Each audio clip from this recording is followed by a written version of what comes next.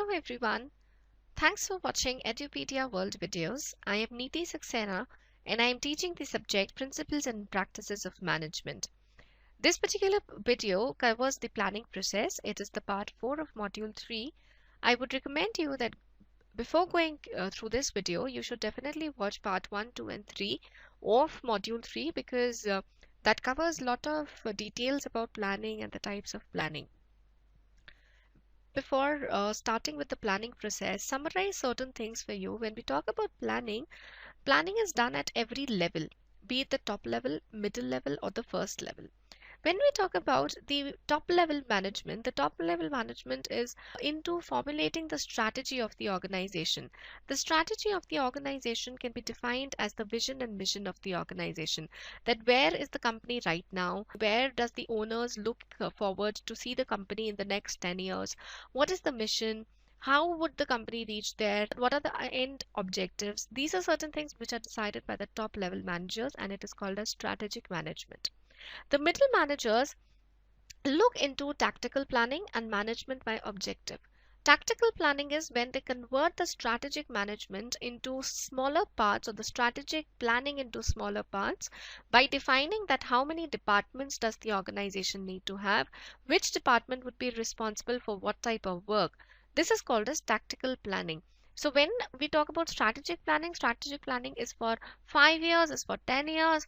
Tactical planning is more for maybe 3 years, 2 years. So what are we doing? We are breaking the long-term objective into smaller ones. Further down the line, when we talk about the first level managers, the first level managers are involved in operational planning. That is, they are involved in the day-to-day decision making, as in how the operations would take place. So the bigger level strategies is being made by the top level management. The tactical plans are made by the middle level management, which are responsible for breaking down the strategic objectives into functional approach, as in what department would be doing what. First level managers are responsible for the operational planning, which is related to the day-to-day activities, and they look into that the operations are done successfully, so that the functions of every department is being met. And when the functions of every department are collectively met, then of course the objectives and the goals which are set in the strategic planning are achieved. Apart from that, even the middle managers are involved in management by objective. Now, these days, management by objective has come into picture, which is a new concept, and it is something which recommends that the managers should lead their subordinates with the help of clear objectives. And these objectives should be set along with the employees. That means the manager should sit with his subordinates, and then collectively they should be setting up the goals for the employees. And the objective should be SMART. SMART stands for S stands for specific, M for measurable, A for achievable, R for realistic, and T for time bound. So the goal should be SMART. They should be specific and achievable and time bound and realistic. Apart from these types of plans that we've already discussed, there are two other plans, which are standing plans and single use plans. Standing plans are the plans or the procedures which are set by the organization, and these plans are being used by the organizations every now and then. So whenever one particular thing is done, the same plan is being used. When we talk about the single use plan, it is a plan which is used just single, that is just once. So maybe if an organization is facing a problem, so they develop a plan, but then that plan can be implemented only once, that is on that particular moment. So then that is called as a single use plan. This is again another way of depicting the same thing, that the strategic planning is done by the top executives majorly. Middle level managers are less responsible for it, and first level managers are almost not at all responsible for it. When we talk about the operational planning, first level managers are responsible, middle level are less responsible, and top level management is very, very less responsible. And middle level managers are more involved in the tactical planning. These are the elements of planning, as in when you are doing a planning, what is the procedure that you follow, or what are the elements that you include in planning. First is objective, second is action, third is resource, and fourth is implementation. Objective is integral to plan because they specify future conditions. Objective of course tells you that what are the goal of the organization. So this is very important. Actions are the specified preferred means to achieve the objective. That means if you have to meet an objective, what is the path that you will follow. For example, if I ask you that in case if you are studying MBA. So your main objective is to successfully achieve MBA degree. Now for that, what is the path that you follow? You study hard, you submit your assignments and whatnot. So action is the different roles that you play, the actions that you do to meet the objective. Resources are constraints on the resource of action, so you have to look into that what are the resources that would be used by the organization and from where you would be getting it. And implementation is once the planning is done, of course you need to implement the plan to meet the objective. Now let's just take these all four elements one by one. First of all is the objective. Objective is specific target to be reached by the organization. Goal or objectives are desired outcomes for individual groups or the entire organization, and they provide direction for plans and decisions, and they form the criteria for evaluating the results. Of course, when you evaluate the result, you would be evaluating the result based on what was your objective. For example, if you said that you want to achieve 80% marks, so when you actually get the result of examination, you will compare it to your benchmark, which was 80%. If you get 80%, well and good. More than that, you'll be happy. Less than that, then that means in your preparation there was a lacuna. Another topic that I want to cover in this video is characteristics of objective. When you are deciding the objective, then how would you decide it and how the objective should be? Of course, when we are in the stage where we are deciding the objective, it can be multiple in number.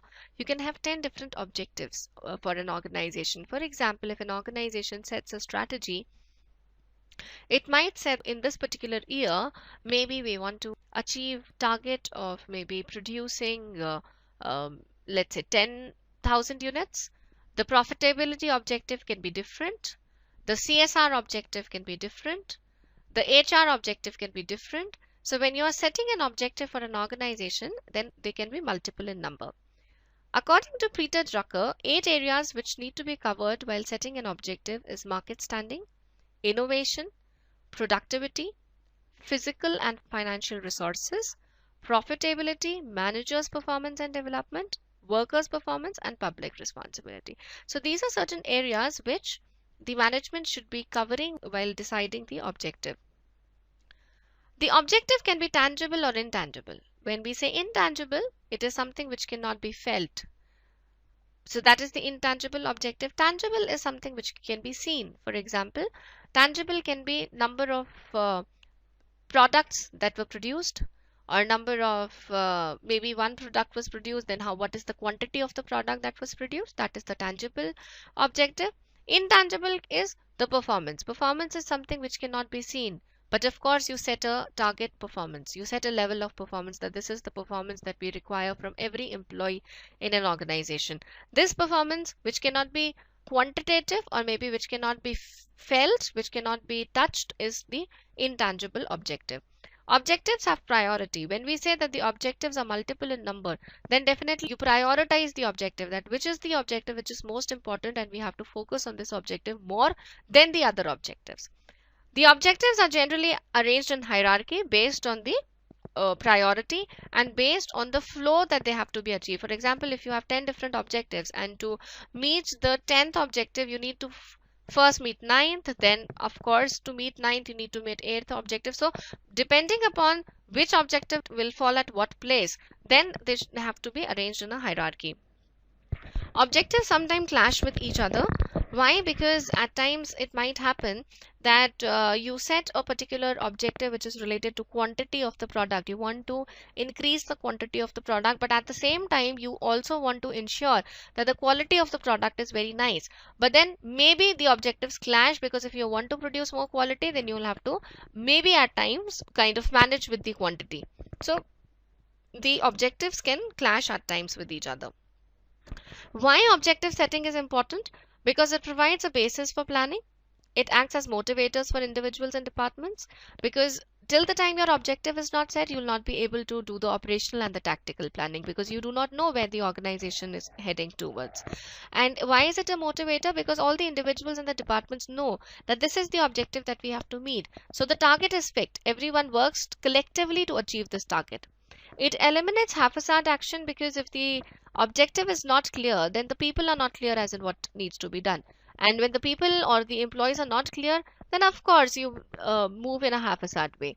which definitely would lead to more chaos, and unachievable objectives would be made, and organization will not be able to do well.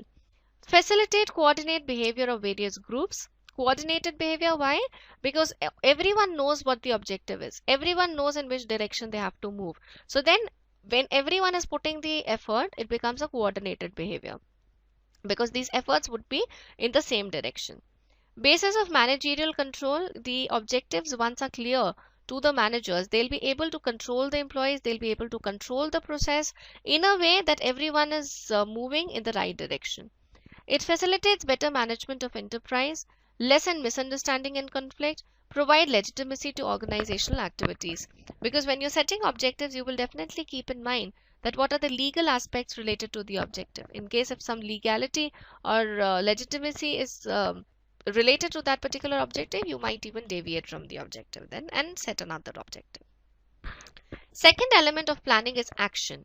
When you talk about action, it is basically doing those small little work which are required to achieve that particular objective.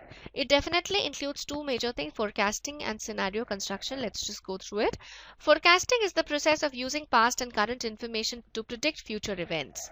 External conditions to be measured include the price of the competing products, the level of the consumer income, consumer interest rates, and other measure of local economic activity. So when you are planning, so then you have to keep forecasting in mind. You definitely have to forecast that, okay, in the past 1 year this was the trend of the industry, so what will be the trend of the industry in the coming year? Maybe your company is running since past 5 years, so you will look into that, what is the trend of the company in the last 5 years, and based on that you'll predict for the future. So when you predict for the future, you'll come to know that what resources you would be requiring, which particular direction the company should move, what would be the strength, weakness, opportunity, and threat that the company might face in the coming future. So this forecasting is very, very important. Scenario construction is a technique for combining possible environmental departments in a systematic way to help managers assess possible consequences of alternate course of action. So what do you do in scenario construction is basically you collect all those possible environmental developments that is possible in the coming time, and based on that you develop alternate course of action. That maybe if action 1 fails, then what is the action 2? If action 2 also fails, what would be the action 3 for the organization? So till now we have covered two elements of planning. One is objective and the second is action. Objective is very important to be said, and action is basically that you need to look into that what are those particular things which needs to be done to meet the objective. The third element of planning is resource. You need to identify what resource would be required in the coming future, and also you need to identify that from where these resources would be taken or bought. Fourth is implementation and review. Implementation is basically whatever you have planned so far, how would you be implementing it, and of course the implementation part takes place. When we talk about implementing, there are certain things which comes into picture: authority, persuasion, and policy. Authority is a legitimate form of power. When I say legitimate form of power, that means of course authority and power are different. Power can be legitimate, it can be illegitimate. When the power becomes legitimate, it becomes authority. So every employee in the organization is authorized to do certain things based upon the position of that particular person. So when you are implementing, this authority and delegation is very, very important. Persuasion is process of selling a plan to those who must implement it and communicating relevant information so individuals understand all implications. So once the authority is given to the individuals, these authorized people should persuade the people who are working under them to work in the direction so that the overall objective of the organization can be met.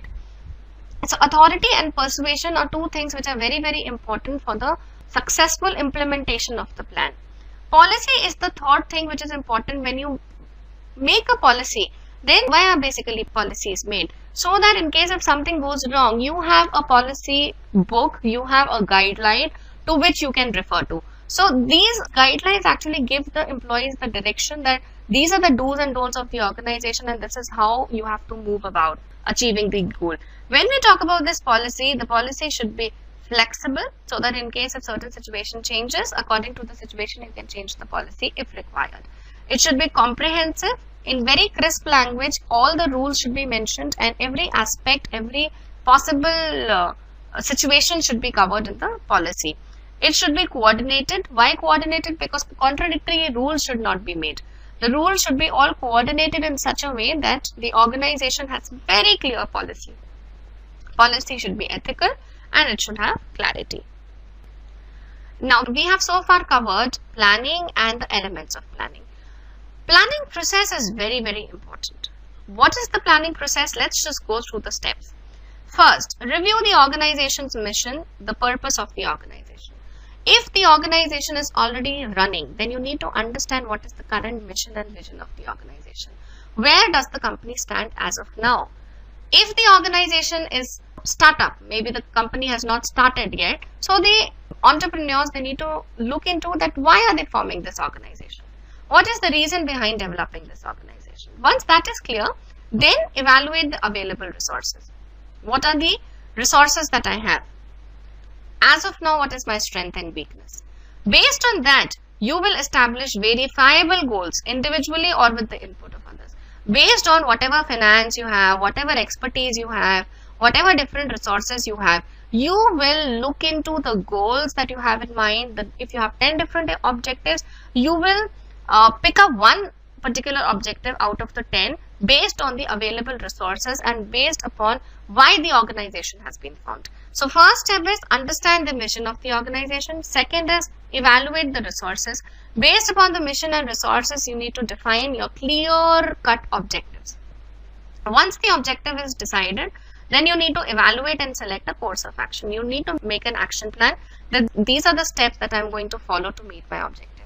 And then when you have set these course of action, you need to communicate the plan to all who need to know.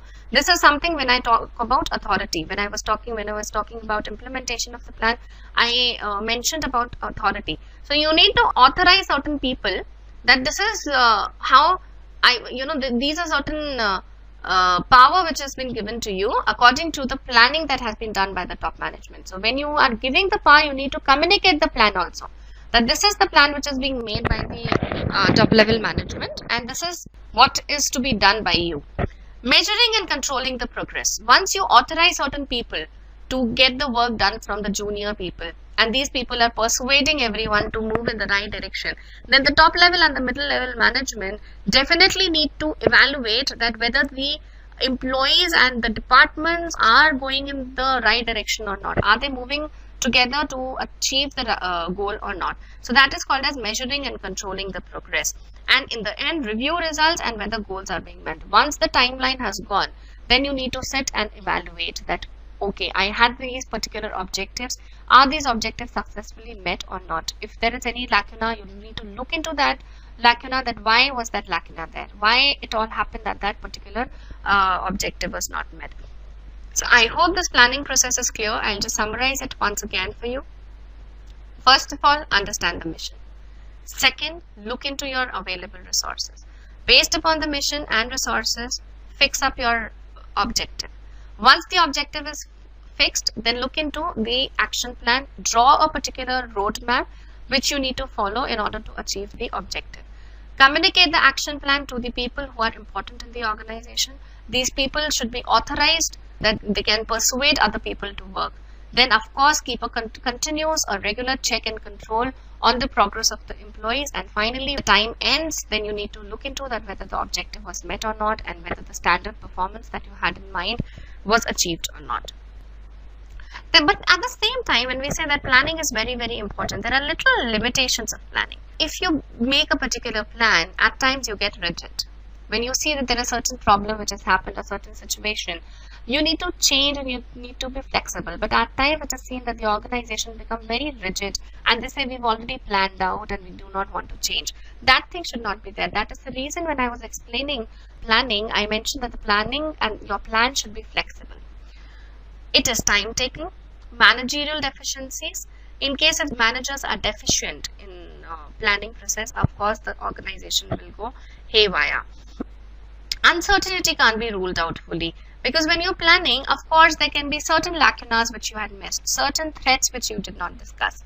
You cannot understand the natural calamities or you cannot forecast the natural calamities.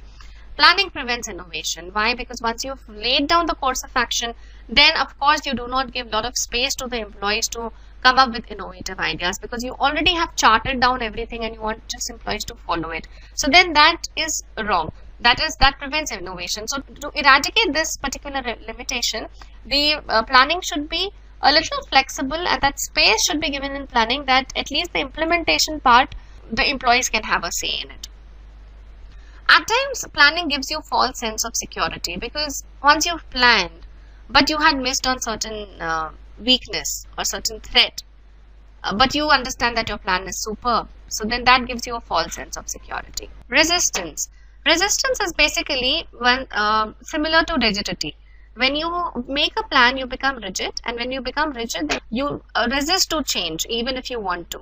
And then planning at times becomes costly, because of course you're doing a lot of research and development work, you're putting in a lot of time, so then it is a costly process also. Yet, apart from all these limitations that I have spoken about, planning is very, very important, and without planning, if you move ahead, then definitely 99% the organization would fail. So planning is very, very important.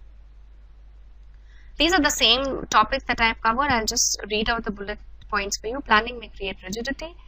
Plans cannot be developed for dynamic environments, because if the environment keeps on changing, if the situation keeps on changing, then of course the planning has to be situational. And when the planning has to be situational, then of course you cannot pre-plan. Formal plans cannot replicate intuition and creativity. Of course, they may reduce intuition to program routine, but if you develop a formal plan, of course it reduces the creativity and innovation.